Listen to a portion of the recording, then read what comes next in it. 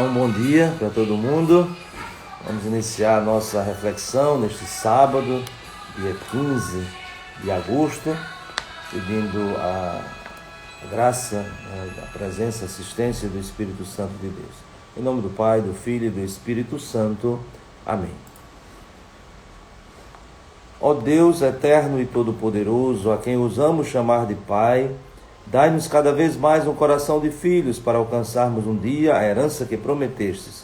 Por nosso Senhor Jesus Cristo, vosso Filho, na unidade do Espírito Santo. Amém. Hoje nós temos para a nossa meditação um pequeno trecho do Evangelho de São Mateus, que se encontra no capítulo 19, do versículo 13 ao 15. Então são 3 versículos e, portanto, um texto aparentemente pequeno, mas de um ensinamento muito profundo e ao mesmo tempo desafiante. Quando Jesus repreende os seus discípulos que querem afastar as crianças, e certamente por causa dessa mentalidade de que criança não entende nada, de que criança é só para brincar, e onde há adultos, então as crianças muitas vezes não têm um espaço. Mas isso é uma mentalidade muito distorcida, pois a criança, mesmo não tendo discursos para tratar determinados temas, as crianças têm atitudes. E há atitudes características das crianças que, poderíamos assim dizer, estão na sua fase mais cristalina, que nós devemos alimentar e que devem continuar, devem permanecer na nossa vida. Porque não é infantilização do adulto, mas é fazer com que o adulto não esqueça as suas raízes. E aqui o texto do Evangelho nos apresenta, como dizíamos, de uma forma muito curta, mas ao mesmo tempo profunda, a reação de Jesus. Então diz que levaram crianças a Jesus para que impusessem as mãos sobre elas e fizessem uma oração. Então vejam que atitude tão bonita, certamente das mães, que levam os seus filhos, depois de ter escutado Jesus falando, ensinando, e sobretudo o ensinamento que nós ouvimos no trecho anterior, se nós pegarmos justamente a cena anterior, Jesus está falando da família, e portanto dos grandes perigos e riscos, ameaças à família, que são a infidelidade, o adultério e também o divórcio. Por isso que no texto de ontem, que é o anterior a este, no capítulo 19, diante daquela pergunta se pode se desfazer o matrimônio, Jesus disse: se houve um matrimônio, não pode ser desfeito. Por quê? Porque ninguém pode separar o que Deus uniu. E, portanto, o que Deus uniu, aqui Jesus apresenta de forma muito concreta. Isto é, o que Deus uniu? Uniu o homem e a mulher, e os laços mais profundos que se estabelecem entre o casal é justamente aquilo que eles, no amor, geram, os filhos.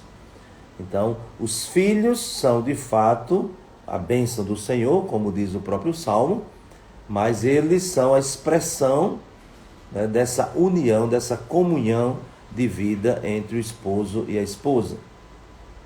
E por que dizemos isso? Porque quando eles se separam, não só eles são atingidos com sofrimento, com angústia, mas os próprios filhos. E os filhos são os primeiros. Por isso que nós não podemos separar o trecho do Evangelho de hoje com a cena anterior. Por isso que dizia, parece tão pequeno, mas é um prolongamento. Existe uma relação muito estreita entre aquilo que Jesus ensina sobre a vida conjugal, que exige amor, fidelidade, diálogo, disposição para perdoar, e o texto de hoje que fala justamente dos filhos, das crianças, do fruto deste consórcio familiar, desta união entre o homem e a mulher.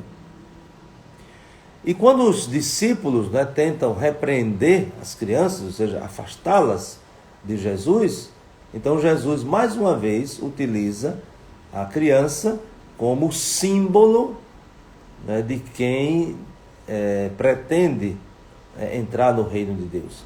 Nós já ouvimos esse ensinamento de Jesus um pouco antes. Num texto anterior, nós ouvimos os discípulos perguntando quem é o maior no reino dos céus. E aí Jesus pegou uma criança, colocou no meio deles e disse: quem se faz como uma criança? Então esse é o maior no reino dos céus.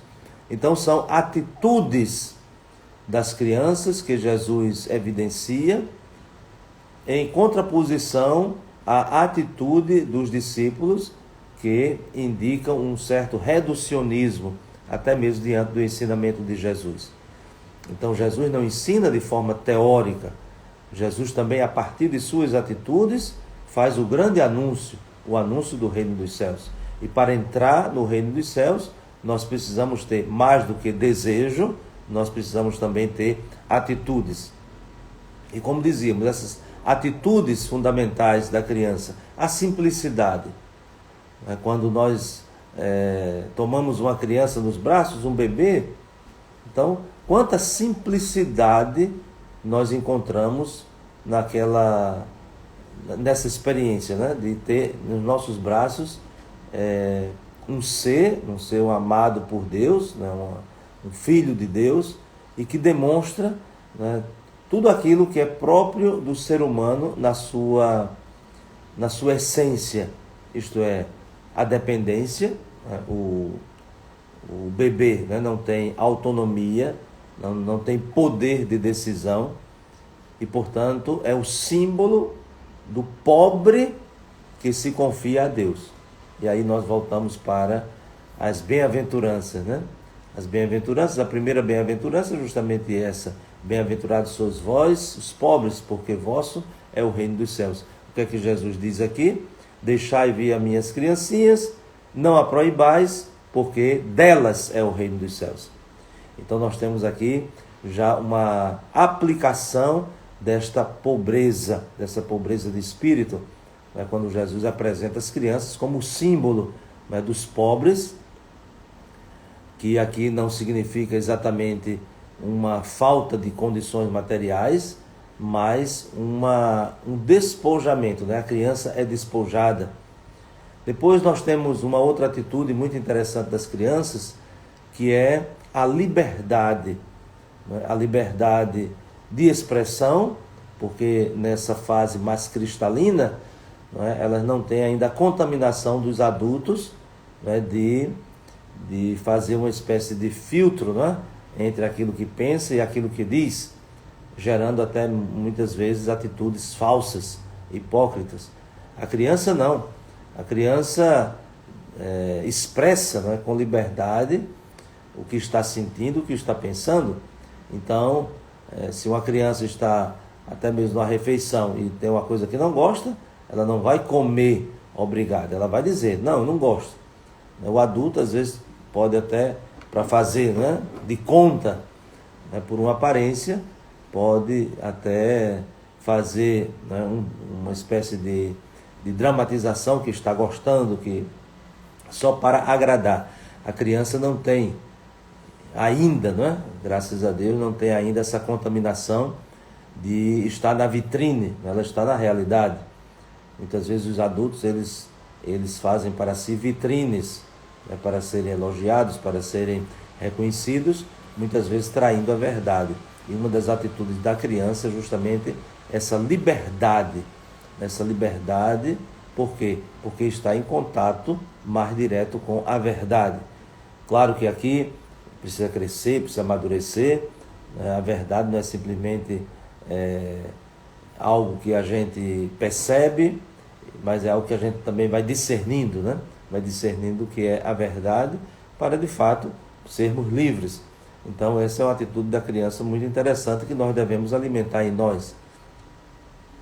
É muito significativo que quando nós vemos um grupo de crianças, ali está todo mundo misturado, né? Então preto, branco, rico, pobre, basta favorecer um jogo, uma brincadeira, que as crianças não querem saber de cor, de condição social e nada. Por quê?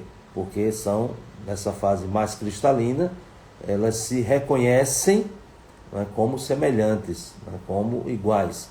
Essa distinção, né, esse preconceito que vem depois, infelizmente também é uma contaminação de um adulto que esqueceu as suas raízes, né, de simplicidade, de humildade, de proximidade, né, porque é a experiência de estar junto, de brincar, né, de estar ali, né, fazendo aquela festa, que é o mais importante, e não a classificação de pessoas, né, por causa de suas condições mais circunstanciais. Então, Jesus nos dá este grande exemplo, né, a criança que deveria nos ensinar. Muitas vezes nós só queremos ensinar as crianças e tantas vezes ensinamos errado.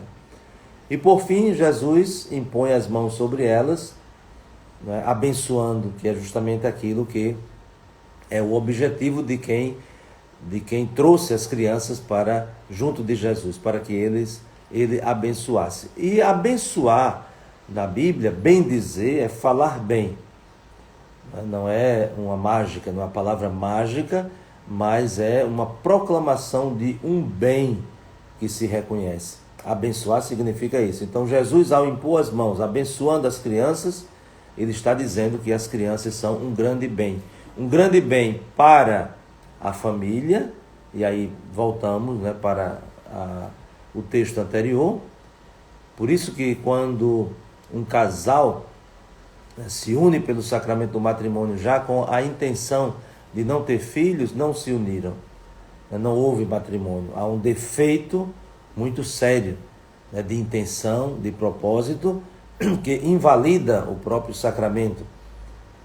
Então, esse é um bem que precisa ser resguardado, um bem que precisa ser garantido. Se há possibilidade, se não há nenhum impedimento segundo a natureza biológica e assim por diante, então os filhos são uma bênção para o casamento, para o matrimônio, para a vida conjugal. E, portanto, essa bênção de Jesus é evidenciada aqui, poderíamos dizer que é a conclusão do discurso, do ensinamento sobre o matrimônio, sobre a vocação ao matrimônio. A conclusão é justamente essa bênção que são as crianças, e Jesus reconhece isso. Então, que de fato, entre nós, né, nesta semana que rezamos pela família, né, a Semana Nacional da Família, que de fato nós valorizemos este grande bem que é dado à família, para que a família possa crescer sempre mais, e essa graça, essa bênção são justamente os filhos. Hoje também no Brasil, nós estamos unidos rezando, né, pelas vítimas, né, da pandemia, e rezamos, concluindo este nosso momento de reflexão. Deus eterno e todo-poderoso, nosso refúgio em todos os perigos, olhai com benignidade para as nossas aflições e angústias, como filhos. Com fé vos pedimos, concedei o eterno descanso aos que morreram, conforto aos que choram, cura aos doentes, paz aos moribundos, a força aos que trabalham na saúde, a sabedoria aos nossos governantes e a coragem para chegarmos amorosamente a todos, glorificando juntos o vosso santo nome. Por nosso Senhor Jesus Cristo, vosso Filho, na unidade do Espírito Santo. Amém. E que desça sobre vós a bênção de Deus Todo-Poderoso, Pai, Filho e Espírito Santo. Amém. Lembrando que amanhã a nossa reflexão é feita no momento da missa. Então não temos esse momento pela manhã, mas apenas na celebração da missa às 19 horas, transmitida da nossa Igreja Catedral de Limoeiro do Norte, no Ceará. Um grande abraço e um bom e abençoado final de semana.